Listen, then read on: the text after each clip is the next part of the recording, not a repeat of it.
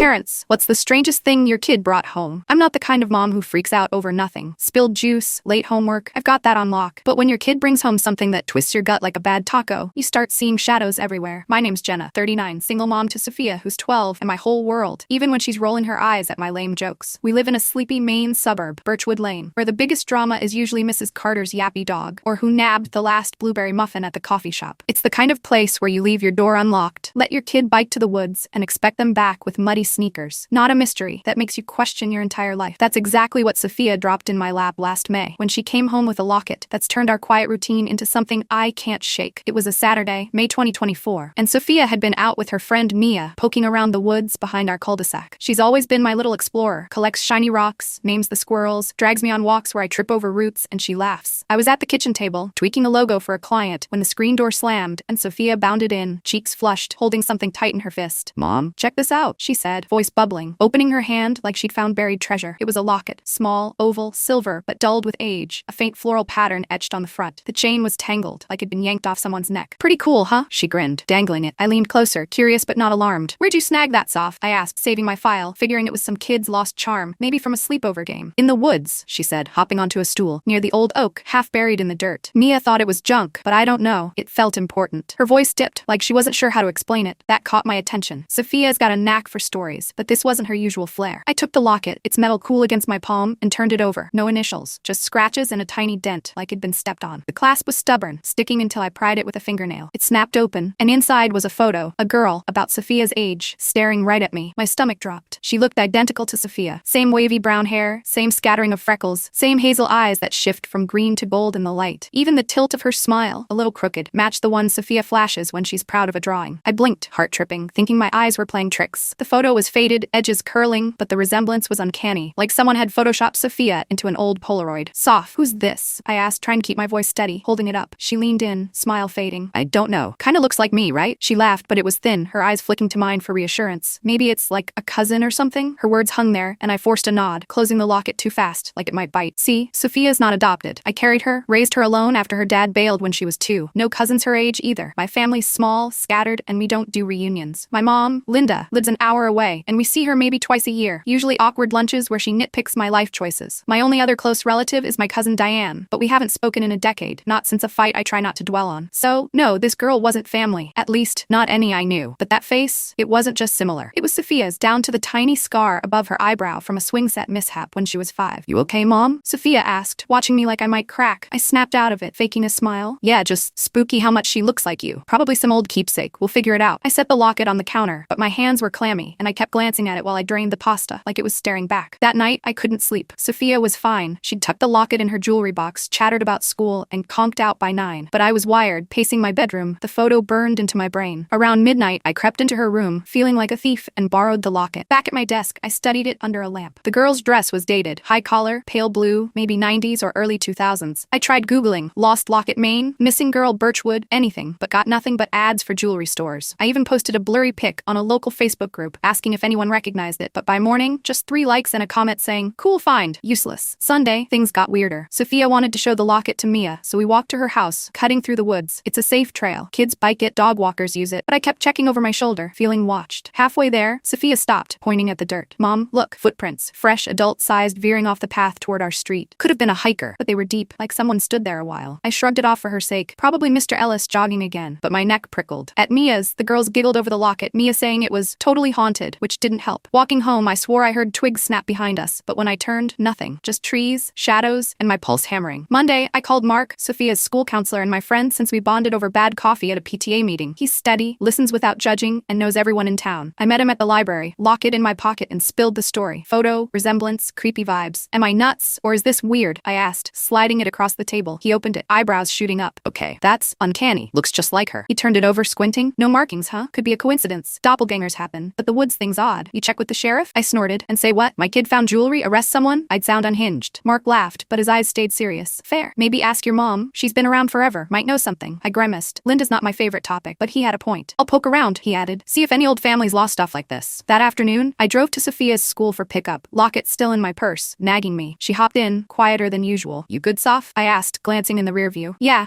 I had a weird dream about the locket girl," she mumbled. "She was in our backyard, waving. My hands tightened on the wheel. Kids dream weird stuff, sure, before, but this felt like a brick in my chest. Probably just Mia's ghost stories, I said, forcing a grin. She nodded, but her eyes stayed on her lap. That night, I called Linda. We're not close. She never liked my ex, blamed me for ruining things with Diane, and her calls are usually lectures. But I swallowed my pride, asking about old family jewelry, maybe a locket. Why? She snapped, suspicious. I lied, said Sophia found something at a flea market. No lockets I know of, she said, voice clipped. Diane had one years ago for Ellie, but that's long gone. My heart stuttered. Ellie was Diane's daughter, who died at 10 in a car accident back in 2011, right before our fight. I hadn't heard her name in years. Diane still around? I asked, casual as I could. Linda paused too long. She moved away, Jenna. You know that. Leave it alone. She hung up before I could push. I sat there, phone hot in my hand, Linda's tone ringing in my ears. Diane and I were tight as kids, sleepovers, shared secrets, until I borrowed money from her after my ex left, promising to repay it fast. I didn't, not for years. And when Ellie died, Diane lashed out, said I'd stressed her into mistakes, blamed me for everything. I apologized, paid her back, but she cut me off, moved, and I let her go, too guilty to fight. Could the locket be Ellie's? Why was it in our woods? Tuesday, I took the locket to a jeweler, hoping for clues. He said it was cheap, mass-produced, no unique marks, but the photo's age suggested early 2000s, matching Ellie's timeline. I drove home, uneasy, and found Sophia on the porch, sketching the locket from memory, her lines shaky. I keep thinking about her, she said, not looking up, like she's trying to tell me something. I hugged her, hiding my own shiver, and promised we'd solve it together. That night, I couldn't sleep, replaying Linda's dodge, the footprints, Sophia's dream. Around 2 a.m., I heard a creak outside, soft like a step on gravel. I peeked through the blinds, heart pounding, and saw a shadow by the garage, too tall for a raccoon. It moved quick into the trees. I grabbed my phone, ready to dial 911, but it was gone. Morning came, and I found a single footprint in the mud, same size as the trails, near our mailbox. No mail, just a smudge of dirt like someone lingered. Wednesday, Mark texted, asked around, no lost lockets, but someone saw a woman hanging out near the woods last week. Dark hair, 40s, kept to herself. Ring a bell? My throat went dry. Diane, dark hair, 42, a ghost from my past. I dug through old emails, found a photo of her and Ellie from 2010. Ellie's face matched the lockets, freckles and all, and my chest tightened. I googled Diane, but her trail stopped after 2012. No address, no social media, like she'd vanished. Thursday, I took Sophia to the library after school, needing normalcy. She browsed comics while I scanned microfilm, desperate for anything on Ellie's accident. I found a 2011 article. Local girl, 10, killed in crash on Route 17. Diane was driving, unhurt but devastated, neighbors said. No mention of a locket, but the photo showed Ellie, unmistakably Sophia's double. I printed it, hands trembling when Sophia tugged my sleeve. Mom, that lady's staring at us. I followed her gaze to the library entrance. A woman stood there, dark hair, gray coat, half hidden by a shelf. She turned away fast, but not before I caught her profile. Sharp nose, tight jaw. Diane. My pulse roared. I grabbed Sophia's hand, muttering, let's go, and hustled to the car. The woman was gone when I looked back, but as we drove home, I spotted a figure in my rear view, standing at the curb, watching. Not close enough to be sure, but close enough to scare me. At home, I locked the doors, checked the windows, and sat Sophia down. If you see that lady again, tell me right away, okay? I said, keeping it light. She nodded, eyes big. Is it about the locket? I hugged her, dodging the question, but my mind was screaming. Diane's here, watching us, and that locket wasn't lost. It was left. It's been a week since I saw Diane, or someone I'm damn sure was Diane, watching us from the library doorway, her shadow slipping away like smoke. I'm Jenna, 39, still trying to be the mom who's got it together for Sophia, my 12-year-old, who's now sleeping with a nightlight because of a locket she found in the woods. That tarnished little thing, with a photo of a girl who could be her twin, isn't just a creepy keepsake anymore. It's a tether to my cousin Diane, who I haven't spoken to in over a decade, and who I think is stalking us. The girl in the photo is Ellie, Diane's daughter, who died in 2011, and every step I take to figure out why that locket was buried near our house pulls me deeper into a mess I didn't see coming. Sophia's scared, I'm paranoid, and Diane's closer than I thought, turning our safe little main suburb into a place where I check the locks twice. After the library, I tried to keep things normal. School, work, tacos on Friday. But normal's hard when you're jumping at every shadow. Sophia's locket sits in my desk drawer, wrapped in a sock, because she didn't want it in her room anymore. It feels heavy, she said, voice small, and I didn't push her to explain. I'm a graphic designer, used to fixing chaos with a clean layout, but this is a puzzle with missing pieces. Last week, I confirmed the locket's photo matched Ellie's, my cousin's kid, from an old newspaper clipping about her car accident. Diane blamed me back then, said my unpaid debt stressed her into mistakes, and cut me off after I tried to make it right. Now she's back, or never left, and I need to know why she's circling us, why that locket was left for Sophia to find. Monday started rough. Sophia was late for school, forgetting her math homework, which isn't like her. At pickup, she slid into the car, earbuds in, avoiding my eyes. Rough day, Soph? I asked, keeping it light. She shrugged, staring out the window. Just tired. Can we not talk? My heart twinged. She's usually chatty, even when moody. I let it go, but when we got home, she went straight to her room, door shut. I knocked later, offering cookies, and found her sketching. Dark, smudgy drawings of a girl by a tree, locket around her neck. Is this the photo girl? I asked, sitting on her bed. Maybe, she mumbled, shoving the sketchbook under her pillow. I keep seeing her in my head, Mom, like she's stuck. Her voice cracked, and I hugged her, feeling useless. It's okay, we'll figure it out, I said, but my words felt hollow. That night, I emailed Mark, Sophia's counselor and my go-to for sanity checks, attaching the article about Ellie's accident. Any chance you can dig into Diane's whereabouts? Discreetly, I wrote, not wanting to sound like I'd lost it. Tuesday, I worked from home, tweaking a client's banner ad, but my focus was shot. Around noon, the mail came. name, and with it, an envelope. No stamp, no address, just Jenna in blocky letters. My skin prickled. Inside was a Polaroid, blurry but clear enough. Sophia, riding her bike on our street, taken from across the road. My breath caught, her red backpack, yesterday's ponytail. Someone was watching her close and dropped this off while I was 10 feet away. I ran outside, scanning the cul-de-sac. Nothing but Mrs. Carter's dog yapping. Back inside, I locked the door, hands shaking, and called Mark. He picked up. Voice calm. Jenna, slow down. A photo? That's not okay? You call the sheriff? Not yet, I said, pacing. No proof it's Diane, just a hunch. But the locket, the article, Mark, it's her daughter. And someone's been in our woods leaving footprints. I sounded unhinged, but he didn't flinch. All right, I asked a buddy at the town clerk's. No record of Diane in Birchwood since 2012, but she owned a rental here until 2015, off Maple. Could have kept ties. I'll check more, but get that photo to Sheriff Wells. Better safe than freaked. I thanked him, stomach churning. The rental was a mile away, too close. I hid the Polaroid in my desk, not telling Sophia. She was already on edge. That afternoon, I drove to the sheriff's office, locket and photo in my purse. Wells, a guy who'd rather ticket speeders than play detective, raised an eyebrow when I showed him. Kids find stuff, Jenna. Could be a prank, he said, barely glancing at the locket. No threats in the envelope, right? No, but someone took this yesterday, I snapped, pointing at Sophia's picture. That's not a prank, he sighed, scribbling a note. I'll log it, keep an eye out, call if anything else shows up. I left, fuming. Useless, just like I feared. Back home, Sophia was at Mia's, so I searched the backyard, looking for more footprints. Nothing new, but the air felt wrong, like eyes on my neck. I texted Sophia to come home early, blaming a fake deadline. Wednesday, things escalated. Sophia woke up screaming at 3 a.m., first time since she was little. I ran to her room, heart pounding, and found her tangled in blankets, eyes wide. She was here, Mom, the locket girl, outside my window. I held her, checking the window. Locked, no marks, just moonlight on the grass. It was a nightmare, Soph, I said, stroking her hair, but my voice shook. She didn't buy it, curling against me until dawn. At breakfast, she barely ate, picking at her cereal. What if she's real? She whispered. She's not, I lied, hating myself. Just dreams messing with you. I drove her to school, scanning every car behind us, and called in sick to work. I needed answers, and Mark's leads were too slow. I dialed my mom, Linda, again, knowing she'd dodge but desperate. Mom, I need to talk about Diane, I said when she answered, skipping pleasantries. Is she back in Birchwood? Tell me straight. Silence, then a huff. Jenna, why drag this up? Diane's gone. Portland, last I heard. She's got nothing to do with you. Her voice was sharp, like I'd poked a bruise. Sophia found a locket with Ellie's picture, I said, gripping the phone. Now someone's watching us, leaving photos. If you know something, say it. She gasped, faint but there. A locket? That's not possible. Ellie's was buried with her, Jenna. You're imagining things. But her tone cracked, and she hung up fast, like I'd caught her in a lie. I stared at the phone, rage bubbling. Linda knew more. She always did, playing gatekeeper to family secrets. I remembered Diane's face after Ellie's funeral, raw with grief, screaming I'd ruined her. Was she here, blaming me still? Thursday, Mark met me at the coffee shop, handing over a folder. No luck on Diane's address, but I found this, old property records. The Maple rental had been sold in 2015, but Diane's name was on a utility bill as late as 2018, under an alias, D. Ellis. My skin crawled. Ellis, like the footprints I'd joked about. Also, Mark added, a teacher saw a woman near the school last month, dark hair, 40s, taking photos of the playground. Didn't think much of it till I asked. Photos? I choked, thinking of the Polaroid. Mark, that's Sophia's school. He nodded, grim. I told Wells. He's checking cameras, but they're spotty. You talked to your mom yet? She's stonewalling, I said, clenching my cup. Thinks I'm nuts. Go see her, he urged. Face to face. She can't dodge you then. I agreed, dreading it, but he was right. Linda was my only shot at cracking Diane's motives. That night, Sophia stayed at Mia's for a sleepover, her first since the locket. I checked her bag, made sure she had her phone, and triple locked the door after she left. Around 10 p.m., I was answering client emails when the doorbell rang. Sharp, insistent. My heart jumped. I peeked through the peephole. Nobody, just the porch light flickering. I opened the door, cautious, and found a note taped to the railing. Same blocky letters. She's not yours. Below it, another Polaroid. Sophia and Mia, laughing in Mia's backyard, taken that afternoon. I stumbled back, slamming the door, breath ragged. Someone, Diane, was steps from my kid today. I called Mark, voice shaking. Another photo, a note. She's at Mia's, Mark. I'm getting Sophia now. He offered to meet me, but I was already grabbing my keys. I drove to Mia's, banging on the door until her mom, confused, let me in. Sophia was fine, watching a movie, but I hugged her too tight, muttering about a family thing. Back home, she didn't ask why, just clung to my arm, sensing my panic. Friday, I drove to Linda's, an hour away in Augusta, Sophia with me because I wasn't letting her out of my sight. Linda's house smelled like always, lavender and burnt toast, but her face was stone when she saw us. What's this about, Jenna? She asked, not inviting us past the foyer. I held up the locket, now in a Ziploc, and the photos. This was in our woods, Mom. Ellie's picture. Someone stalking Sophia. Notes, pictures, footprints. You said Diane's in Portland. Is she? Linda's eyes flicked to Sophia, then away. You're scaring her, dragging up old hurts. Diane's gone, Jenna. Ellie's death broke her. She wouldn't do this. Then why's she lying? I snapped, louder than I meant. Sophia flinched, and I softened, touching her shoulder. Mom, please. If Diane's here, Sophia's not safe. Linda's mouth tightened, but her hands shook, betraying her. Diane struggled after Ellie. Blamed you? Yes, for the money, for stress. She called me last year, asking about Sophia, but I shut her down. She's not right, Jenna, but stalking? That's too far. Last year? I pressed. Where is she now? I don't know, she said, voice cracking. She stopped calling, could be anywhere, but her eyes darted to a drawer, stuffed with papers, and I knew she was hiding something. I backed off, not wanting to fight in front of Sophia, but I memorized that drawer's location. We drove home, Sophia silent, clutching her sketchbook. I parked, scanning the street and saw it, a figure across the road by the wood's edge. Dark hair, gray coat, holding something small, reflective. Diane. She didn't move, just stared, and when I opened my door, she stepped back, vanishing into the trees. My knees buckled, but I locked the car, hustling Sophia inside. Stay here, I told her, grabbing a flashlight. I ran to the woods, stupid but desperate, and found nothing. No footprints, no coat, just the locket's weight in my pocket and a new fear. Diane wasn't just watching, she was bold, and she was here. I'm writing this from my kitchen table, Sophia asleep upstairs, the locket locked in a safe I bought yesterday, because after 3 weeks of hell, I finally know why my cousin Diane was stalking us. And it's over. My name's Jenna, 39, single mom to Sophia, 12, who's been my rock even when I was crumbling. It started with a locket Sophia found in the woods. It's photo of a girl, Ellie, Diane's daughter, who died in 2011, looking so much like Sophia, it stole my breath. That locket wasn't lost, it was a lure, pulling us into Diane's grief-soaked obsession. She left Polaroids, notes, watched us from the trees, and I thought I'd lose Sophia to her madness. But I didn't. I stopped her, and now I'm piecing our life back together, one shaky step at a time. The weekend after I saw Diane by the woods, staring like Sophia was hers, I was a wreck, checking locks, watching Sophia like she might vanish. She was scared too, her sketches of Ellie piling up, dark eyes staring from paper. Monday, I added a second camera to our porch. It's Feed, my new lifeline, but it didn't catch the worst. Tuesday, Sophia came home with a note in her backpack, slipped through her locker's vent. Oak tree, 4 p.m. Friday, I need you. Blocky letters, Diane's hand. My heart sank. She'd gotten past school security, close to my kid. Sophia handed it over, trembling. She's not gonna stop, is she, Mom? I hugged her, lying. She will, Soph. I'll make her. But I was terrified. I called Mark, Sophia's counselor and my only ally. Voice cracking. Diane's in the school, Mark. Notes, photos. She's after Sophia. Jesus, he said. I found something. Diane's been emailing a counselor at school, posing as a parent, asking about Sophia's schedule. Use D. Ellis again. I told Wells, but he needs more than notes to act. Mark paused. You talked to your mom yet? Linda's hiding something, I said, thinking of her shaky hands, that drawer. I'm going back tomorrow. I didn't tell Sophia about the notes plan. I couldn't risk her curiosity overriding fear. Wednesday, I kept Sophia home, claiming a stomach bug, and drove to Linda's in Augusta, her alone because I needed answers, not tears. Linda opened the door, face tight. Jenna, enough. No, I cut in, holding up the latest Polaroid. Sophia asleep, taken through her window. Diane's watching her sleep, Mom. Notes in her locker. Tell me where she is, or I'm done with you. My voice broke, but I meant it. Linda crumpled, sinking onto her couch. She's at Pineview Motel, room 12, off Route 3, she whispered, pulling a letter from that drawer. Diane's, dated March. She wrote me, said Sophia looked like Ellie, that you didn't deserve her. I thought she was just grieving, Jenna. I didn't know she'd do this. I snatched the letter, scanning it. Sophia's my second chance, Mom. Jenna took Ellie, her stress, her lies. I'll make it right. My stomach twisted. Diane didn't just blame me for Ellie's crash. She saw Sophia as Ellie reborn. Why'd you hide this? I demanded. I was ashamed, Linda said, tears falling. Diane's my niece, but she's broken. I thought she'd fade away, like always. She gave me a motel key, Diane's spare, saying she dropped it last month. I kept it, just in case. I left, key burning in my pocket, Linda's sobs fading behind me. Back home, Sophia was with me as Mom, safe for now, but I checked the camera feed. 1 a.m. Wednesday, a figure in a gray coat by our mailbox, slipping something under a rock. I ran outside, flashlight shaking, and found a folded drawing, Sophia's face, but labeled Ellie in Diane's script. My knees buckled. She was rewriting my daughter into her ghost. Thursday, Mark met me at the coffee shop, face grim. Wells pulled school cameras. Diane was there Tuesday, caught near the art room, no pass. He's got a deputy checking Pineview, but she's slippery. What's your plan? I showed him the drawing, the key. I'm going to her motel tonight before she gets to Sophia. Can you watch her? He nodded, promising to stay at Mia's with Sophia until I called. I didn't tell him I was scared I'd find more than answers. Diane's pain was a wildfire, and I was walking into it. That night, I left Sophia with Mark, hugging her extra tight. Be back soon, Soph, I said, dodging her worried eyes. I drove to Pineview, a rundown strip off Route 3, neon flickering. Room 12's light was on, curtains cracked. I parked across the lot, heart pounding, and used the key, easing the door open. The room smelled like stale coffee and jasmine, Diane's old perfume. Photos covered the walls. Ellie, laughing, then Sophia. School, our yard, sleeping, mixed like they were one girl. A notebook lay open. Sophia knows me, she'll come. Jenna can't keep us apart. My skin crawled. She wasn't just stalking. She was planning to take her. I snapped photos with my phone, hands shaking when the door creaked. Diane, coat dripping rain, eyes wild. Jenna, she hissed, blocking the exit. You shouldn't be here. You shouldn't be near my kid. I shot back, clutching my phone. Photos, cameras, notes. What do you want, Diane? She stepped closer, voice low. You killed Ellie. Your debt, your chaos. I worked double shifts, drove exhausted, crashed. Sophia's her. Jenna, my girl back. I'm saving her from you. Her hands twitched like she might grab me, but I held my ground. Sophia's mine, I said, voice steady despite my fear. You're sick, Diane. Ellie's gone. Let her go. She laughed, bitter, tears streaking her face. Gone? She's in your house, wearing her locket. She lunged for my pocket, the locket, but I dodged, shoving past her to the door. She grabbed my arm, nails digging, and I yanked free, sprinting to my car. I locked it, gasping, as she pounded the window, yelling, "You'll lose her too." I floored it, calling Wells from the road, spilling everything, motel, photos, her words. Wells met me at the station, finally serious. I showed him my phone's pictures, the notebook's pages, the drawing. "This is enough," he said, dispatching deputies to Pineview. Mark texted, "Sophia's safe, worried, but okay." I exhaled, relief sharp, but Diane's face, raw, unhinged, haunted me. Friday, I stayed with Sophia, skipping the oak tree meet, knowing Diane might show. Wells called at noon. She'd fled the motel, leaving Ellie's photos behind, but they'd found her car at a gas station, her alias on a receipt. "We're tracking her," he said. "Filed a restraining Restraining order. Stalking charges pending. Stay home, Jenna. I nodded, numb, hugging Sophia, who'd overheard. Is she gone, Mom? She asked, voice small. For now, I said, honest. You're safe, soft. I promise. She nodded, sketching again. Not Ellie, but us, holding hands. Saturday, I went to the sheriff's office, giving a formal statement. Wells showed me Diane's notebook. Pages of Sophia's routines, mixed with Ellie's memories, like they blurred in her mind. She's not violent, he said, but she's unstable. We're working with Augusta PD. She checked into a clinic last night, voluntary hold. Won't contact you or she's arrested. I exhaled, relief battling guilt. Diane wasn't evil, just broken, seeing Ellie in Sophia's face. My debt, her scapegoat. I'd failed her once, not seeing her pain, but I wouldn't fail Sophia. Back home, I sat Sophia down, locket between us. This was Ellie's, I said, voice steady. Diane's daughter. She loved her like I love you, but she's confused, thinks you're her. She's getting help now. Sophia touched the locket, eyes wet. I'm not her, right? No, sweetie, I said, hugging her. You're you, and you're mine. She smiled, small but real, and we locked the locket away, a fright, agreeing to donate it to a memorial for Ellie. Closure for us both. Weeks later, Linda called, apologizing, saying Diane was in therapy, facing charges but remorseful. I listened, not forgiving yet, but open to healing. Sophia started therapy too, her sketches brighter, her laugh back. I upgraded our cameras, kept Wells on speed dial, but the woods felt like ours again. Diane's pain taught me something. Family's fragile, but love's tougher. Sophia's safe, sleeping without nightmares, and that's worth every fight I faced. If she finds another locket though, I'm burning it.